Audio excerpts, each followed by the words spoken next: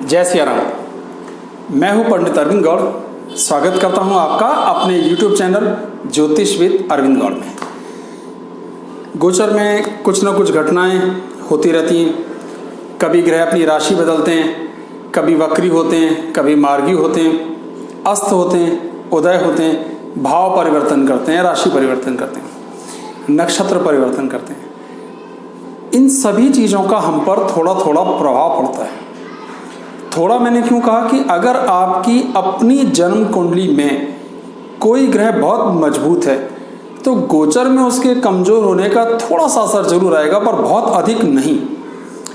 Example में समझिए कि आप 10th क्लास के बोर्ड के पेपर नहीं देना चाहते, आप बड़े हो गए हैं या आपको ज़रूरत ही नहीं है। जैसे कि मान लीजिए मेरी उम्र का आदमी अब बोर्ड का पेपर क्यों देगा, तो गोचर में बोर्ड के पेपर हो रहे हैं तो उनको ही अधिक टेंशन होगी जिनके बोर्ड के पेपर हैं। मुझे नहीं, बोर्ड के पेपर तो हैं पर मुझे नहीं हो रही क्योंकि मैं देना ही नहीं चाहता।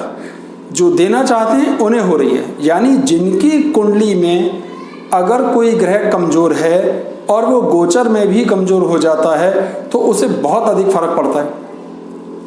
कुंडली में ग्रह सामान्य है और कमज़ोर हो जाता है गोचर में तो थोड़ा सा फर्क पड़ेगा। कुंडली में बहुत कमज़ोर है और कमज़ोर हो जाता है गोचर में तो बहुत अधिक बुरा प्रभाव पड़ेगा। यानी इस पर भी निर्भर करेगा कि वो ग्रह जिसकी चर्चा की जा रही है वो आपकी कुंडली में कहाँ है, किस हाल में है, उसकी क्या परिस्थितियाँ हैं। अब अगर हम ये बात जानना ही नहीं चाहते या हमें मालूम ही नहीं है या देखना ही नहीं जानते कि उस ग्रह की हमारी कुंडली में क्या सिचुएशन है, तो हमें गोचर में जैसे जो अब मैं वीडियो में बताऊंगा वो बात आपको सिरे से सही नहीं होगी। एक कमेंट किसी सज्जन ने लिखा कि जो कुछ भी आप गोचर के लिए बताते हैं क्या वो एज इट इज़ लागू होगा? नहीं, बिल्कुल लागू नहीं होगा। मैं स्पष्ट शब्दों में कहता हूँ, क्योंकि हो सकता है कि मेरा शुक्र बहुत बलवान हो तो गोचर में शुक्र के वीक होने का मुझे 5-10% असर आएगा। लेकिन अगर जन्म से ही मेरा शुक्र बहुत वीक है तो और गोचर में उसके कमज़ोर होने का मुझ पर ज़बरदस्त प्रभाव पड़ जाएगा। मैं आप सबकी जन्म कुंडलियाँ तो जानता नहीं हूँ, तो मैं गोचर का इम्पैक्ट बता रहा हूँ, उसका ये फ़र्क होगा। ठीक है, आप ऐसे समझिए अगर कहीं जाने की एक रेल बंद हो गई तो ये सबके लिए बंद हो गई। ठीक है, रेलवे ये नहीं कह रहा कि सिर्फ इनके लिए बंद, लेकिन मुझे मान लीजिए बॉम्बे जाना ही नहीं है तो मुझे क्या फ़र्क पड़ता है, रेल बंद हो या चलती रहे। जिसे बॉम्बे जाना है फ़र्क उसे पड़ेगा। बस इस बात को समझना जरूरी है। अगर आप अपनी कुंडली में उस ग्रह को नहीं देखना जान रहे हैं तो गोचर का प्रभाव भी आपको समझ नहीं आएगा। जैसे आज की हमारी वीडियो की जो चर्चा है वो ये, शुक्र ग्रह जो अस्त चल रहे हैं वो 18 अप्रैल को उदय हो जाएंगे और इस पूरे साल फिर दोबारा अस्त नहीं होंगे। अब अगर जिनकी कुंडली में शुक्र शुरू से ही अस्त है, जन्म के समय से ही वो अस्त था, तो उनके लिए समय काफ़ी कष्ट का, तकलीफ का गया। जिनके लिए पहले से ही उदय था, अच्छी हालत में था, उनके लिए थोड़ी आर्थिक दिक्कतें जरूर आई, थोड़ी, ज़्यादा नहीं। अब जैसे ही उदय हो जाएगा 18 तारीख के बाद 19 तारीख से, और जिनका पहले से बहुत अच्छा है उन्हें बड़े अच्छे फल प्राप्त होंगे, जिनका खराब है उन्हें थोड़े अच्छे फल प्राप्त होंगे। तो आपको ये जानना बहुत आवश्यक है कि आपकी अपनी कुंडली में शुक्र की क्या पोजीशन है। इसे देखने के लिए मैं पहले ही एक वीडियो बना चुका हूँ। उस वीडियो का नंबर आप स्क्रीन पे देख पा रहे हैं, कृपया उसे ज़रूर देखें, फिर आज के वीडियो का आनंद लें तो आपकी सारी बात समझ में आएगी। ये प्रस्तावना समझना बहुत ज़रूरी है, अन्यथा बाकी बातें तो कॉमन होती हैं, वो इतनी बड़ी बात नहीं है।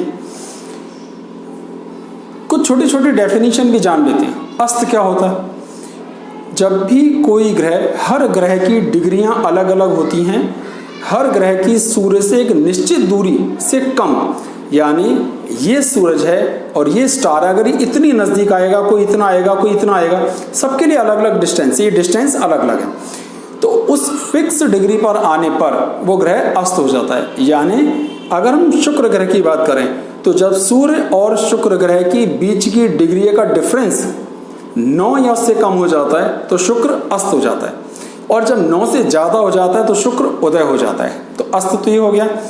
इसमें 2 सवालों का आंसर ले लिया कि अस्त क्या होता है और शुक्र कब अस्त होता है, फिर उदय कैसे होता है, तीनों बातों का आंसर यहाँ हो गया। एक और तरीका आता है कि गोचर में अस्त का प्रभाव कैसे देखना है। जो मैंने आपको प्रस्तावना में सारी बात बता दी। तो जब उदय होगा तो वो नॉर्मल व्यवहार करेगा।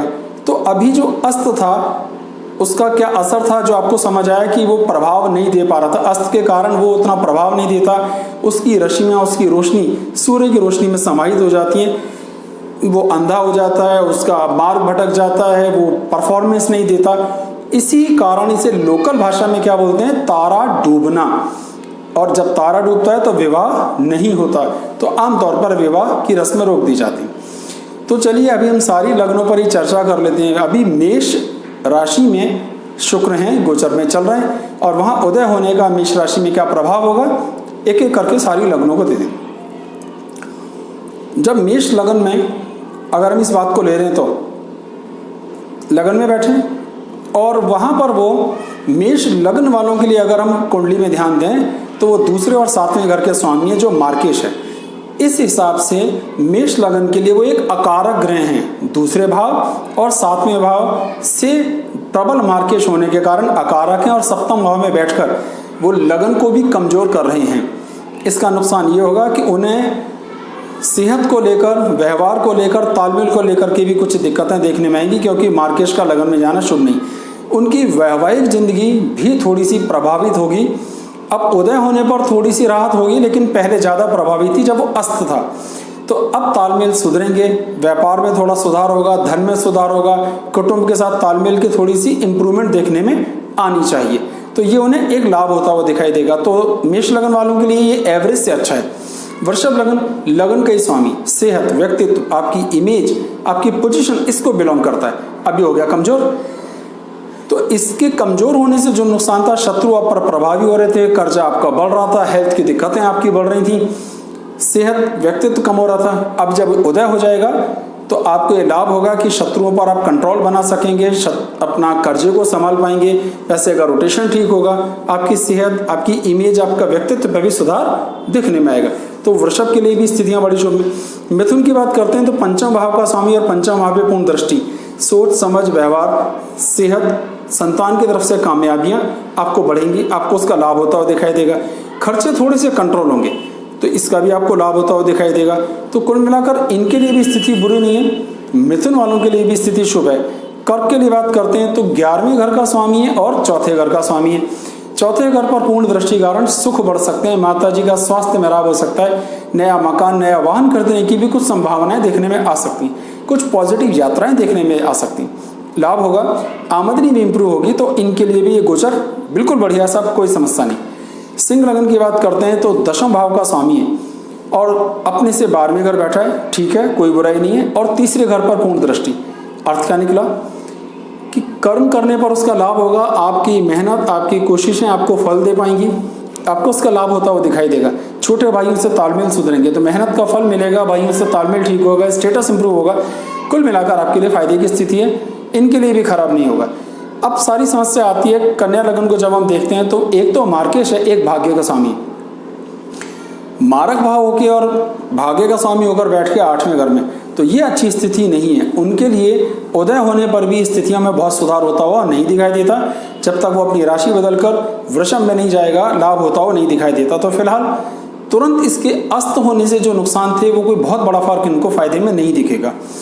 तुला लगन, लगन का ही स्वामी था, अस्त के साथ खराब था, पर लगन पर पूर्ण दृष्टि के कारण बेहद पावरफुल होगा, शुभ लाभ देगा, आनंद देगा, यश की प्राप्ति होगी, तो सुख बढ़ेंगे, थोड़े खर्चे भी बढ़ेंगे, वैवाहिक जिंदगी में थोड़ी खिचखिच अभी भी रह सकती है, लेकिन कुल मिलाकर इनके लिए फायदेमंद है। धन, संपदा, ऐश्वर्य, आराम, सौंदर्य, इन सब के लिए बहुत अच्छा रहेगा। वृश्चिक लगन के लिए शुक्र फिर से शुभ ग्रह नहीं है, कारक नहीं है, वो 6, 8, 12 के हिसाब से भी खराब है, और त्रिक भाव के हिसाब से सप्तम भाव मार्केश है, 12वां घर हमारा त्रिक भाव है, तो शुक्र अच्छा नहीं है। लेकिन क्योंकि बुरा भाव बुरे भाव में चला गया 6ठे में, तो इसलिए इनके लिए भी इसका अच्छा प्रभाव थोड़ा देखने में आएगा। थोड़ी सी खर्चे ज़्यादा हो सकते हैं, थोड़ी यात्राएं ज़्यादा हो सकती हैं, भागदौड़, वैवाहिक जीवन में थोड़ा सा क्लेश बढ़ेगा, ये देखने में आ सकता है। धनु लगन की बात करते हैं तो आमदनी के घर को बहुत सुदृढ़ बना रहा है, बड़ा मजबूत कर रहा है, तो आमदनी इंप्रूव होगी, शत्रु घटेंगे, और थोड़ा सा संतान के स्वास्थ्य को लेकर चिंता देखने में आ सकती है। उनकी पढ़ाई लिखाई को भी लेकर आपको फिक्र देखने में आ सकती है, लेकिन आमदनी में ज़बरदस्त आपको लाभ होता हुआ दिखाई देगा। तो ये आपको शुक्र का लाभ हुआ। मकर लगन की बात करते हैं, दशम भाव पर पूर्ण दृष्टि, स्टेटस, पोजीशन, आमदनी, धन, और वैसे भी मकर लगन वालों के लिए वो केंद्र त्रिकोण राजयोग बनाता है। गोचर का तो बड़ा अच्छा है, सही स्थिति है, संतान के हिसाब से भी ठीक है, गोचर के हिसाब से स्थितियाँ बिल्कुल बढ़िया आ रही हैं, कोई नुकसान होता हुआ नहीं दिखाई देता। कुंभ लगन के लिए भी गोचर में जो राजयोग बन रहा है, इनका परमानेंट कुंडली से कैसे देखते हैं कि वो चौथे और 9वें घर का स्वामी है, तो केंद्र त्रिकोण राजयोग बना रहे हैं। कैसे बनता है? जब केंद्र का भी स्वामी हो और त्रिकोण का भी स्वामी, और भाग्य स्थान पर पूर्ण दृष्टि, तो पिता की तरफ से आशीर्वाद और लाभ मिलने की संभावना है। माँ की तरफ से भी स्थितियाँ थोड़ी बहुत सुधार में देखने में आएंगी। पोजीशन ऑन दी होल बिल्कुल ठीक है, इसमें कोई बहुत बड़ी समस्या होती नहीं दिखाई देती। मीन लगन की बात करते हैं तो क्या होगा? अच्छा, मीन लगन में समस्या यह है कि वो बहुत बुरी स्थिति में, एक तीसरे घर का स्वामी, एक 8वें घर का स्वामी, और वो बैठा है दूसरे भाव में। कहीं ना कहीं अष्टम भाव का स्वामी अष्टमेश को देख रहा है, तो उम्र को फायदा देगा, धन संग्रह को फायदा देगा, पर भाइयों के साथ तालमेल की कमी आएगी, बोली भाषा में थोड़ी सी दिक्कतें देखने में आएगी, एडजस्टमेंट की दिक्कत देखने में आएगी, कुटुंब से तालमेल में थोड़ी दिक्कत देखने में आएगी। तो मीन के लिए ज़रा एवरेज है, ज़्यादा फायदा नहीं है। अब क्या उपाय करें? तो शुक्र के मंत्र जाप किए जा सकते हैं, शुक्र का दान दिया जा सकता है, ये सारी चीज़ें आप स्क्रीन पर देख पा रहे हैं। ये सब भी करते हैं तो आपको लाभ होगा, इसमें कोई नुकसान की बात नहीं। और बहुत जल्दी में ही मेष राशि से शुक्र वृषभ राशि में जाएंगे तो स्थितियाँ बहुत अच्छी होंगी। ये मैं फिर अगले एपिसोड में आपको डिटेल में बताऊंगा। मुझे उम्मीद है कि अस्त क्या है, उदय कैसे होता है, गोचर में उसे कैसे देखें, ये सब आपको बात समझ में आएगी कि शुक्र को देखने का क्या तरीका है। उसके लिए जो वीडियो है वो वीडियो नंबर मैं फ्लैश कर रहा हूँ, और डिस्क्रिप्शन में भी उसका लिंक दे दूंगा, जिससे आप इसे देखें और उसका आनंद लें। हमारे चैनल को सब्सक्राइब कीजिए, वीडियोस को लाइक कीजिए। आप अपनी जन्म कुंडली दिखाने के लिए संपर्क करना चाहें तो कर सकते हैं, मेरा व्हाट्सअप नंबर नीचे फ्लैश हो रहा है। आगे का जो भी प्रोसीजर है वो आपको तुरंत बता दिया जाएगा। बहुत बहुत धन्यवाद। जय सिया राम।